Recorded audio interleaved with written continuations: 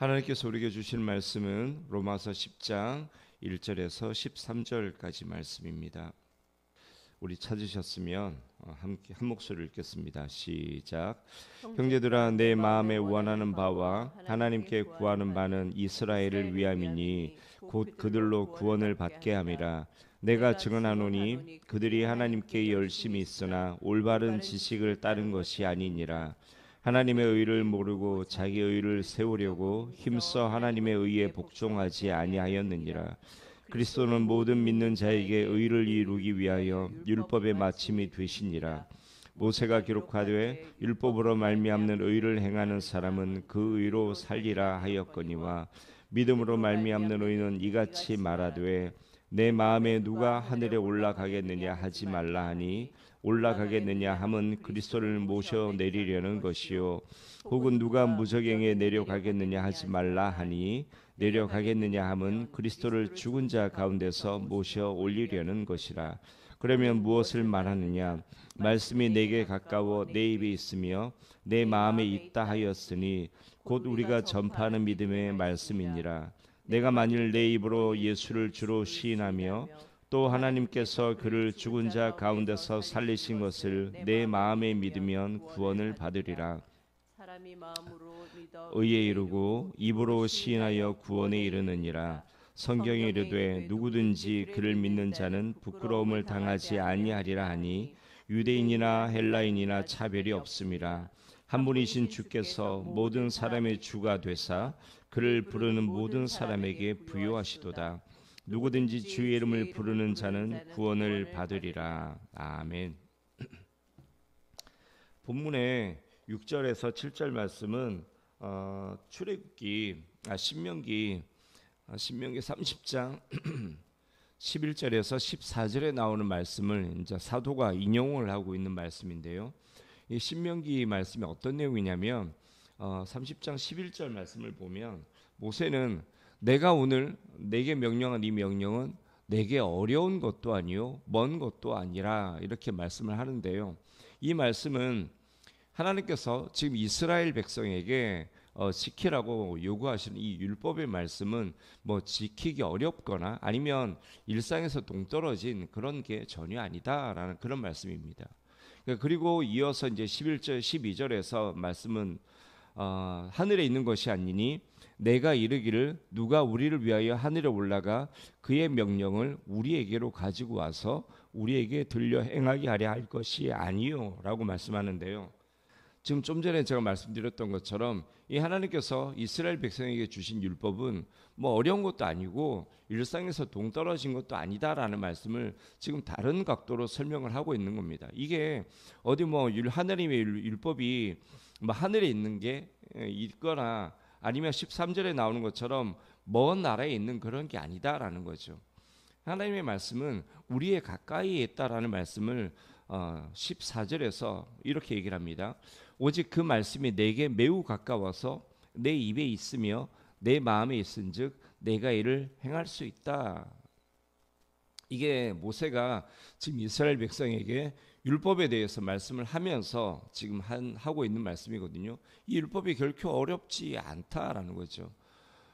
지금 사도는 이 말씀을 가지고 와서 이스라엘에게 율법이 실제이고 또 얼마든지 율법대로 살아갈 수 있는 것처럼 예수 그리스도 역시 우리에게 있어서 실제고 또 예수를 믿는 믿음으로 이 의에 이르게 된다라는 이 구원의 복음, 이것 역시 우리가 받아들이기 어려운 것도 아니고 또 이상한 것도 전혀 없다라는 말씀을 하고 있는 거예요.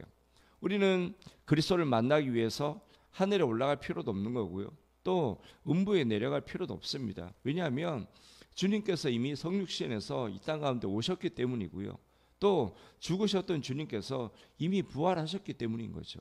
그리고 그 주님께서 다른 보혜사이신 성령님을 보내셔서 우리와 함께하고 계시는 거예요. 그 예수를 믿음으로 받아들이기만 하면 그 성령께서 함께 하시기 때문에 굳이 그 예수를 만나기 위해서 찾기 위해서 하늘에 갈 필요도 없고 음부에 갈 필요도 없다라는 거죠.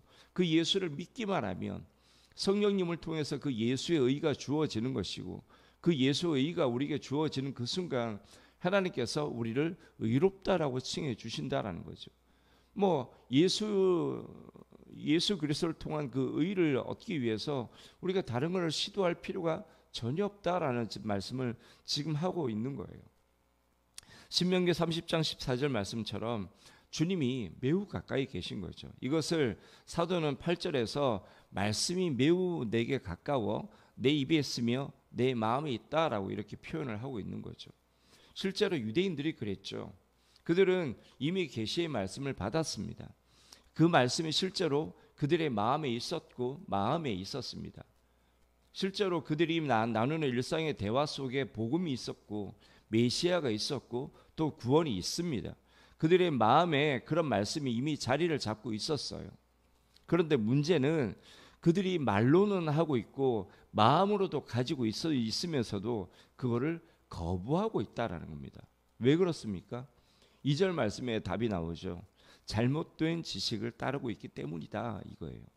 하나님께서 이스라엘에게 율법을 주신 것은 율법이 구원의 조건이기 때문이 아니죠. 율법은 세상 가운데서 그들이 하나님의 백성답게 살아가야 되는 최소한의 기준입니다. 하나님은 이스라엘이 그 율법을 통해서 하나님이 어떤 분이신지 그리고 자기들은 어떤 존재인지를 깨닫게 되기를 원하셨습니다. 하나님께서 아담에게 왜 선악과를 주셨습니까? 어떤 사람들은 선악과가 하나님의 테스트다 이렇게 말하는데요. 뭐 어떻게 보면 맞는 말이기도 합니다만 그런데 우리 테스트를 한번 생각해 보십시다. 이 테스트는 뭐 우리가 어떤 사람이 어느 정도의 수준인지 아니면 어떤 자격에 합당한지 이걸 알아보기 위해서 치르는 시험이지 않습니까? 하나님께서 아담에게 무언가를 더 주실 것이 있었습니까? 그래서 무슨 자격 검증이 필요하거나 아니면 승진 시험이었습니까? 아니잖아요. 이미 하나님은 아담에게 모든 것을 주셨고 또 모든 것을 누리게 해 주셨지 않습니까? 그런 마당에 뭐가 더 필요했겠습니까? 심지어 아담이 마음만 먹으면 생명과도 얼마든지 먹을 수 있었지 않습니까? 영생을 얻을 생명과도 넘쳐나는 마당에 뭐가 더 필요해서 테스트를 하겠습니까? 선악과는 테스트가 아니고요. 안전장치입니다. 하나님께서 부여하신 모든 권세를 가지고 온 세상을 다스리고는 있지만 자기 위에 하나님이라는 권세가 존재하신다라는 것을 잊지 않도록 하기 위한 장치고요. 또 그런 엄청난 권세를 가지고는 있지만 사실 자기는 자기가 다스리고 있는 이 세상 만물과 같이 자기도 창조된 피조물이라는 사실을 잊지 않도록 하기 위한 장치입니다. 자기 자신이 어떤 존재인지 잊지 말고 자신의 창조주 되시는 그 하나님을 그 하나님이 자신을 창조하셨다라는 그 목적과 이유가 어디에 있는지를 잊지 말고 그 하나님께 감사하며 그 하나님을 영원히 즐거워하며 섬기는 그런 인생이 되도록 하기 위해서 안전장치로 주신 것이 바로 선악과입니다. 아담과 하와가 이 사탄의 거짓말에 속아서 그 안에 하나님과 같아지고자 하는 이 악한 마음을 품지 않았다라면 선악과는 지금까지도 그리고 앞으로 영원히 안전장치로 존재하게 되었을 겁니다.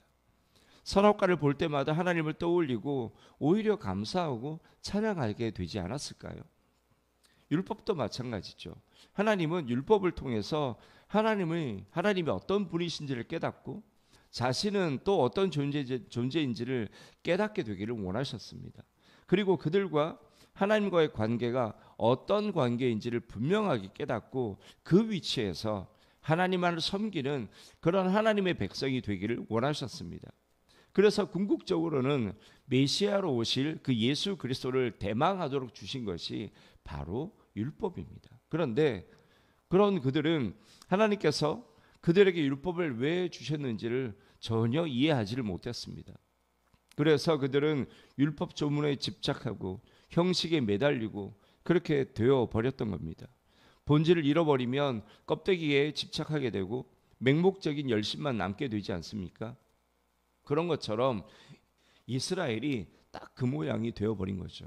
그리고 정작 율법을 주신 이 궁극적인 목적인 예수님이 메시아가 오셨는데도 그 메시아를 거부하고 그냥 계속 율법만 붙잡고 있는 겁니다.